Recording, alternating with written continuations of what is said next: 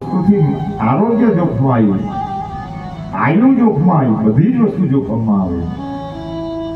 અને એમાં કોઈ વાર હું પરિસ્થિતિ થાય છે બધું બંધ કરી દે, તો એકવાર અમારા ઘરે ખુદ ઘટના ઘટી ગઈ કે બધું બંધ કરી દે, બધા દીએ એટલે બધું જ બંધ કરી દીધેલું અને ખાલી એક દીવો હલગેલો રાખેલો, પણ એ દીવાની ઝારથી બધાના મોઢા કાળા થઈ જવા, નાકમાં ગયેલો એ ગેસ ને એટલે ભૂતેર આવતા તેમાં એક જાતની અકળામણ થઈ ગઈ, પણ કોઈને ખ્યાલ નહીં આવેલો. અને સવારે બધા ઉઠ્યા જ્યારે બધા એકબીજને જોઈને હવે મોઢું ક્યાં કાળા કરી આવેલા, પણ દીવો ચાલુ રહી ગયેલો, એ અવાજ ગયેલી નહીં.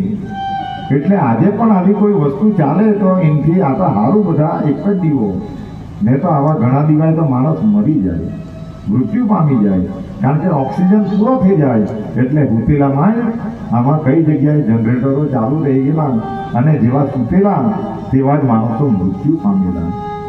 એટલે દરેક વસ્તુની અંદર કાળજી રાખવાની રહે.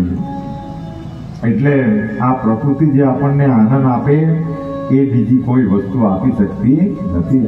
આ પ્રકૃતિ આપેલી છે, અનેક વસ્તુ ભગવાને આપણને આપી દીધેલી, તો પણ આપણે ખુશ રહી શકતા